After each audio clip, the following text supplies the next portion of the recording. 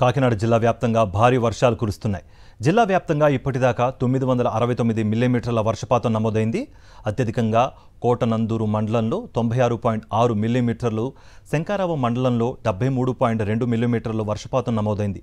కాకినాడ పోర్టులో మూడో ప్రమాద హెచ్చరిక కొనసాగుతోంది. భారీ వర్షాల కారణంగా పోర్టులో బియ్యం ఎగుమతులు నిలిపివేశారు. మత్స్యకారులు 2 రోజుల పాటు చేపల వేటను నిలిపివేశారు. ఏలూరు ప్రాజెక్టు నుంచి దిగువకు 10,000 క్యూసెక్ల నీరు విడుదల చేస్తున్నారు. ఏలూరు పరివాహక ప్రాంతాలను అప్రమత్తం చేశారు జిల్లా అధికారులు.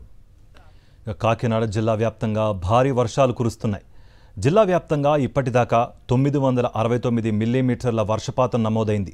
అత్యధికంగా కోటనందూరు మండలంలో 96.6 మిల్లీమీటర్లు, శంకారావం మండలంలో 73.2 మిల్లీమీటర్ల వర్షపాతం నమోదైంది. కాకినాడ పోర్టులో మూడో ప్రమాద హెచ్చరిక జారీ చేశారు. భారీ వర్షాల కారణంగా పోర్టులో బియ్యం ఎగుమతులు నిలిచిపోయాయి.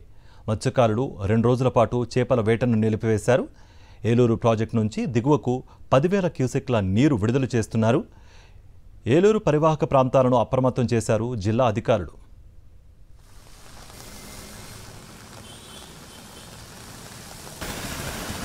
దీనిపై మరిన్ని వివరాలను మా ప్రతినిధి రాజు అందిస్తారు. బంగాళాఖాతంలో ఏర్పడిన తుఫాను ప్రభావంతో కాకినాడ జిల్లాలో పలు చోట్ల భారీ వర్షాలు కురుస్తున్నాయి.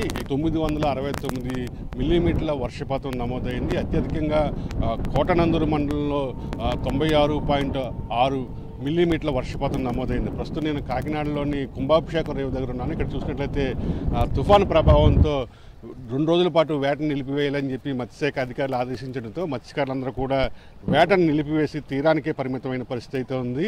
కాకినాడ పోర్టులో 3వ నెంబర్ ప్రమాద హెచ్చరికను జారీ చేశారు. ఇక భారీ వర్షాల నేపథ్యంలోనే ఇటు బియ్యం ఎగుమతులు కూడా పోర్టులో నిలిచిపోయిన పరిస్థితి అయితే ఉంది. ఇంకా మరోవైపు ఎడతెరిపి లేకుండా కురుస్తున్న వర్షాల కారణంగా ఇటు జిల్లాలో ఉన్నటువంటి ప్రభుత్వ ప్రైవేట్ విద్యా సంస్థలన్నీ కూడా ఈరోజు కలెక్టర్ షాన్ మోహన్ సెలవును ప్రకటించడం జరిగింది. ఇక ముఖ్యంగా ఏవైతే జిల్లాలో ఉన్నటువంటి సాగునీటి ప్రాజెక్టులు అటు ఏలూరు కానీ పంప కానీ పూర్తిగా జలకళను సంతరించుకుంది. ముఖ్యంగా ఎగువ ప్రాంతాల్లో కురుస్తున్న వర్షాలకు పెద్ద ఎత్తున ఏలేరు రిజర్వాయర్ ప్రాజెక్టుకి వరద నీరు వచ్చి చేరుకుంటుంది. ప్రస్తుతం అయితే ఇన్ఫ్లో చూసినట్లయితే 27,833 క్యూసెక్లు కాగా ఇప్పటికే ప్రాజెక్టులోని 22.26 టీఎంసీల నీటి నిల్వలు ఉండడంతో దిగువకు 10,775 క్యూసెక్ల నీటిని విడుదల చేస్తున్న పరిస్థితి అయితే ఉంది. ఈ నేపథ్యంలోనే ఏలేరు పరివాహక ప్రాంతాలైనటువంటి కొన్ని మండలాల్లోని గ్రామాలన్నీ కూడా అధికారులు అప్రమత్తం చేసిన పరిస్థితి అయితే ఉంది.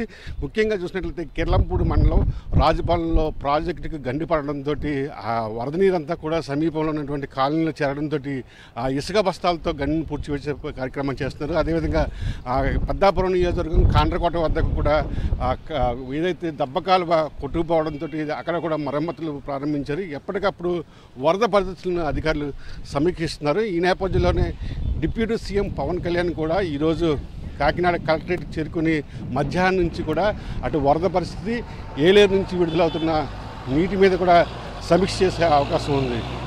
వెంకటరామతో కలిసి కరస్పాండెంట్ రాజు, సాక్షి టీవీ, కాకినాడ నుండి.